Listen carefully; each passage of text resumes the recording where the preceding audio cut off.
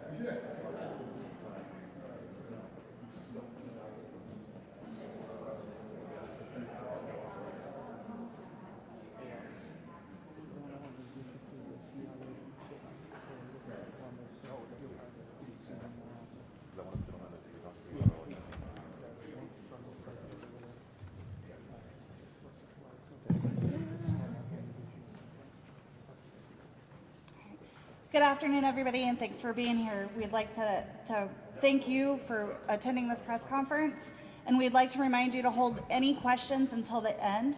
We'll have a question and answer period then. I'd like to take a moment to thank all of our local, state, and federal elected officials and first responders that have responded to this incident. They have provided instrumental support and expertise throughout this process. There will be no further updates from Springfield Township Fire or Clark County Hazmat as to the response of this incident. The Clark County Hazmat Team, Norfolk Southern, and the Ohio Environmental Protection Agency have each independently examined the crash site and verified that there was no evidence of spillage at the site. There are no indications of any injuries or risk to the public. The Clark County Emergency Management Agency is continuing with our recovery phase of this incident, and we will begin our cost recovery efforts and processes with representatives from Norfolk Southern. Power has been restored to the area, and Ohio 41 between Gateway Boulevard and the Clark County Fairgrounds will remain closed until further notice as crews continue the cleanup efforts. Clark County has requested and received from Norfolk Southern the train consents. It will be available through public records request to M. Cooper, M as in Mary, Cooper, COOPER, at clarkcountyohio.gov, and any further questions regarding the consist of the train shall be directed to Norfolk Southern. At this time, Clark County Combined Health District Health Commissioner Charles Patterson will give a brief update. Thank you, Director. Good afternoon. The Clark County Combined Health District continues to monitor the situation.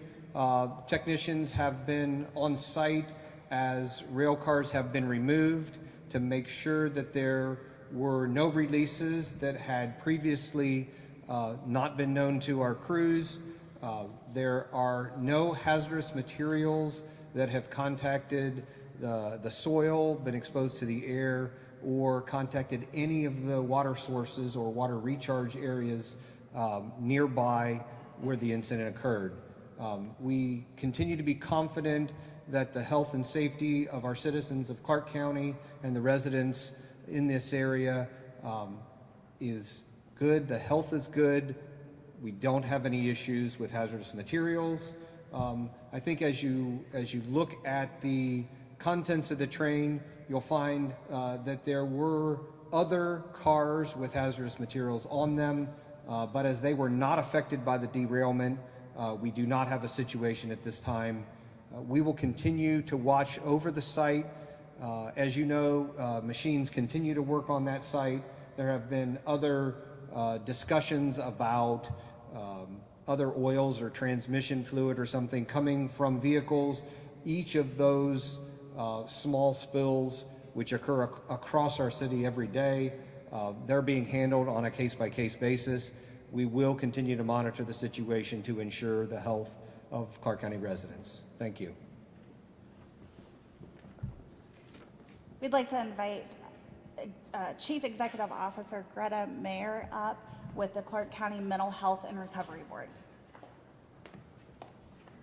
Thank you so much. And traumatic events such as a transportation accident, sudden events like this can pose a traumatic event and become one and experience that way to many individuals. And so following an event like this, it's very common to feel different, to feel as if you have different thoughts that may be getting in the way of your everyday activities, your sleep may be disrupted, you may have feelings that are out of the norm for you, but all of those things are very normal. And even for those, especially close by to where the incident occurred, there may be some environmental triggers or factors, sirens, smells, and things like that, that may persist over time. But again, these kinds of traumatic reactions are common in the wake of an event that we've been hearing about today. And even some interpersonal relationships can be impacted with family, coworkers, and so on. And some stress-related physical symptoms can occur.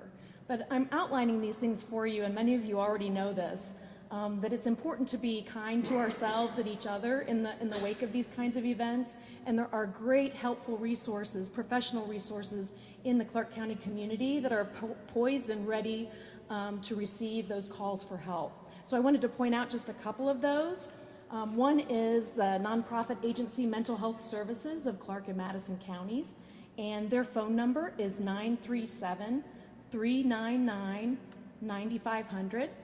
And we also have a warm line, which is a peer support, trained and professional peer supporters, people who are trained to listen and be empathic listeners and then point people to help if it's a non-emergency. And that is 937-662-9080. And again, that's a warm line for peer support. But if someone's suicidal and experiencing a suicidal emergency, we don't want people to hesitate, and please reach out and call 988. That's a national number that you're directly connected to trained counselors that can handle those situations and point people to help. Thank you. Norfolk Southern Senior Communications Manager, Connor Spielmaker.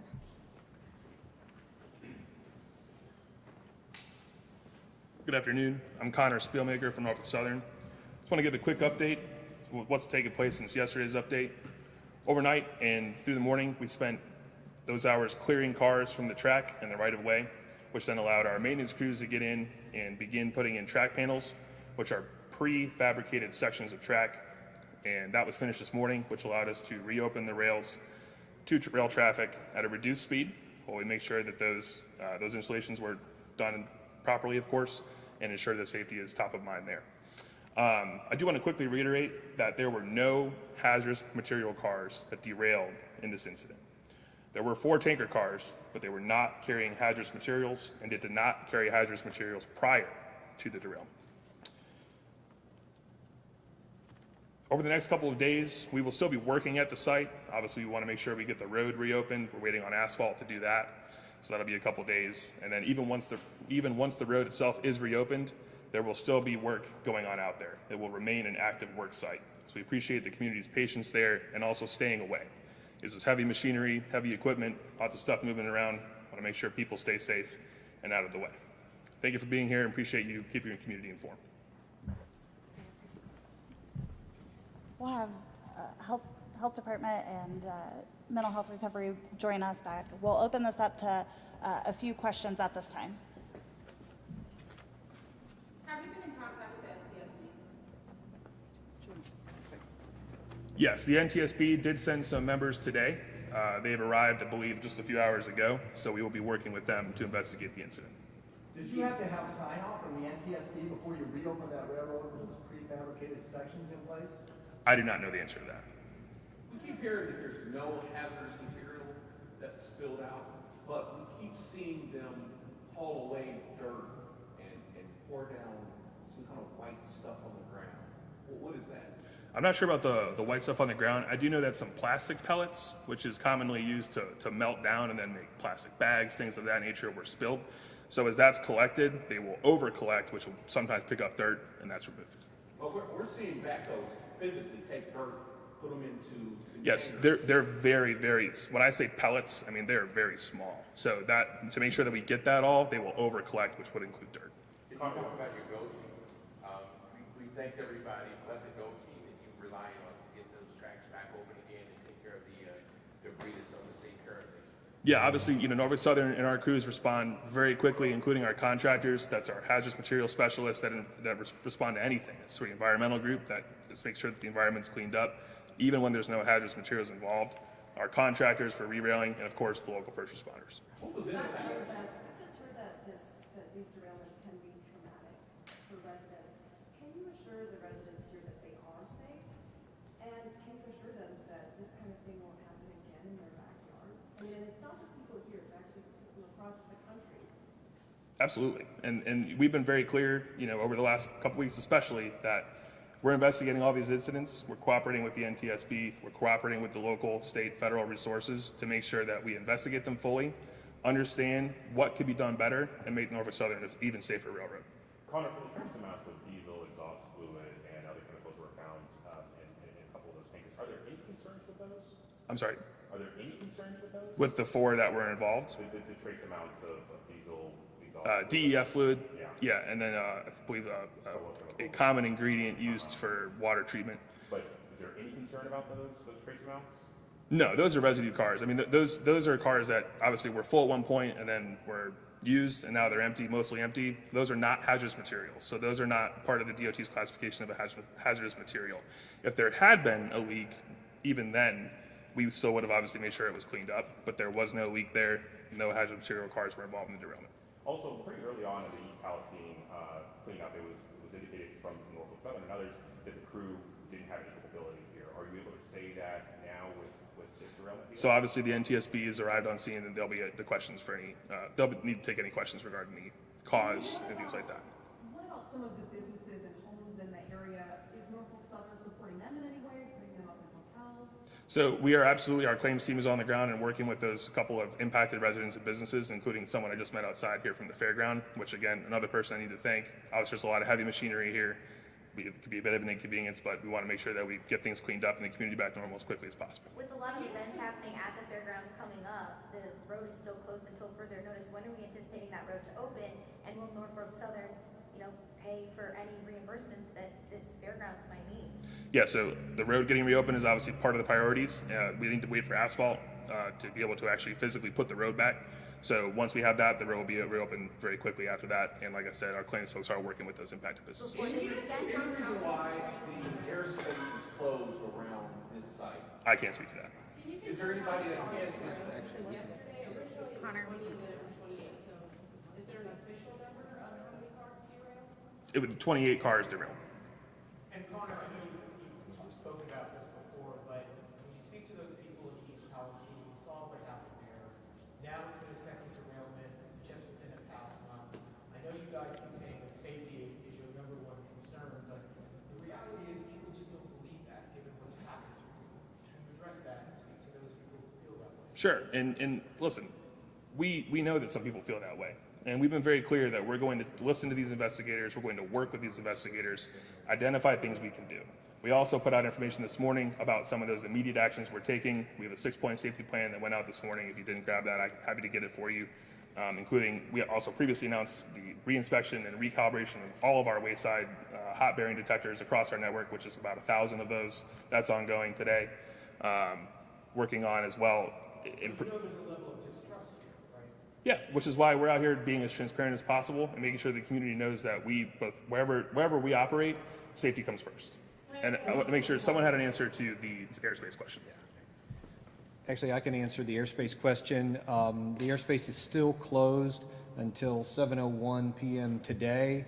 That was to make sure that if we had any other reasons to put drones up from our hazmat crews, Ohio EPA crews, or Ohio Public Safety Department, that we would be able to fly them without any issues. We also are directly in the flight pattern for the main runway at Springfield-Beckley Airport. And so if they were coming on an instrument approach, they would be coming directly through this area. We wanted to make sure that we didn't have any other incidents caused by this incident. And so that's why that was in place, and that's why it was extended. At 7:02 today, this evening, it will be open and you would be able to fly drones or take any other pictures of the site. Can I ask specifically the 6-point safety plan? We appreciate that tangible info. I'm sure that's what you're pushing for, but we also know what lawmakers on Capitol Hill are pushing for. So we're wondering, as part of that plan, why not include in that you will be alerting state and local authorities whenever any hazardous material is coming through? Following this question, we'll take 2 more questions, and then we do have a meeting to get to with the NTSB. So we work with a variety, every community we operate in through our Operation Awareness and Response program to train first responders on incidents that could happen and usually don't. Again, what we're looking at in East Palestine is a very, very rare incident. But we work across our network every year training hundreds and even thousands of first responders on how to respond to any train derailment.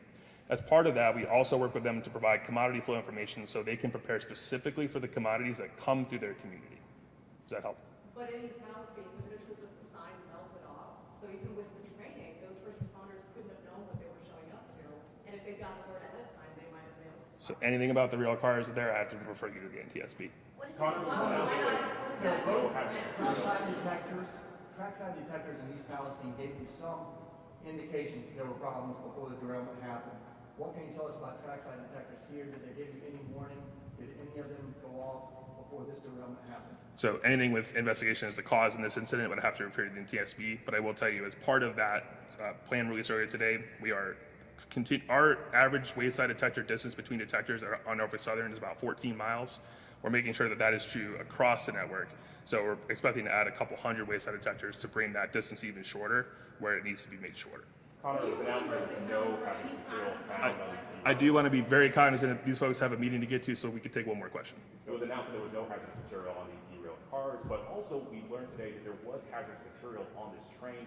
How close of a call was this? I'm not going to speculate on how close of a call it was. Obviously, safety at Norfolk Southern is a priority. I've talked ad nauseum about how important safety is and what we're doing to make sure that we learn from every incident. There were no hazardous material cars involved in this derailment, and that's what's important here. How far from the derailment were the cars carrying hazardous material? Why isn't NTSB here? Yeah, NTSB is on site at this point, so that would be a question for them. We want to thank you all for coming today. We appreciate your questions. We being the county, www.clarkcountyohio.gov, have a web page up that we will continue to post updates to. You can go to that website to find future updates. Thank you for being here. Thank you.